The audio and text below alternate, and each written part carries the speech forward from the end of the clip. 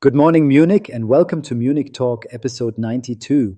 It's Friday, the 10th of July, and the city is waking up under clear skies, a crisp 12 degrees at dawn, climbing all day. 12 degrees! I have a shell, CTRL, and even I brought a jumper.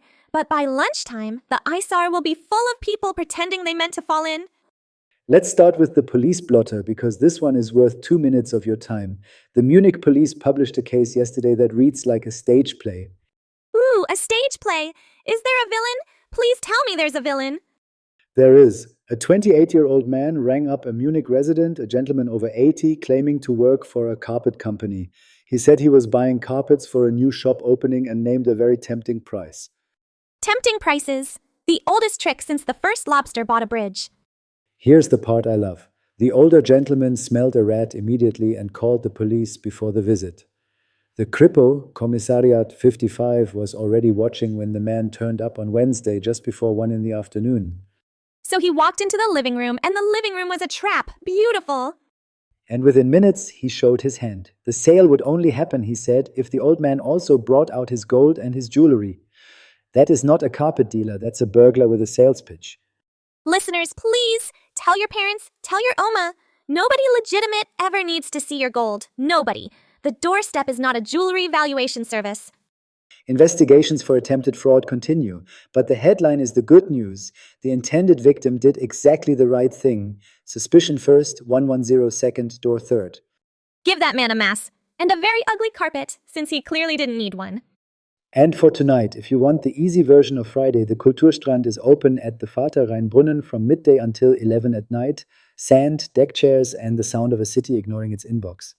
Or, and hear me out, Tanzan M Park, West Park, 7:15, 1 hour, no partner required, no talent required. Ask me how I know. For something quieter, there's an organ concert in the Frauenkirche at 7:30. It's the sort of sound you feel in your ribs before you hear it in your ears. That's the most poetic thing you've said all week, CTRL. I'm putting it on a fridge magnet. Now mark your calendar for Sunday. The Museum 5 Kontinente on Maximilianstraße turns 100 and it's throwing the doors open. 10 in the morning until 6 in the evening, free entry, every exhibition included. Free entry! There's a birthday cake cut at 2 o'clock, a Congolese artist named Eddie Akite performing at 2:30 in masks made from rubbish, and a poetry slam at 3 called From Bavaria to the World. The 100 years, to be precise, is the building. The collection dates to the 1860s. It moved into Maximilianstraße 42 in 1926 and it has never left. And one more for the diary, a week further out. Sunday the 19th, 6 in the morning, the cultural ball at the Chinese Tower. 6 in the morning, dancing. That's the tradition, and it's a lovely one. It began with Munich's cooks and maids, the Koschel, who had no free evenings.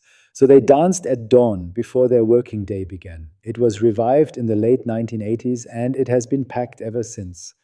The reserve tables are already sold out, but the grass around the tower is free and it is enormous. Bring tract, bring coffee, bring low expectations of your own coordination.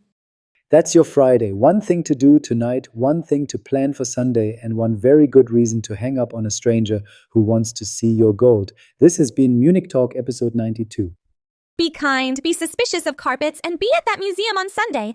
Prost!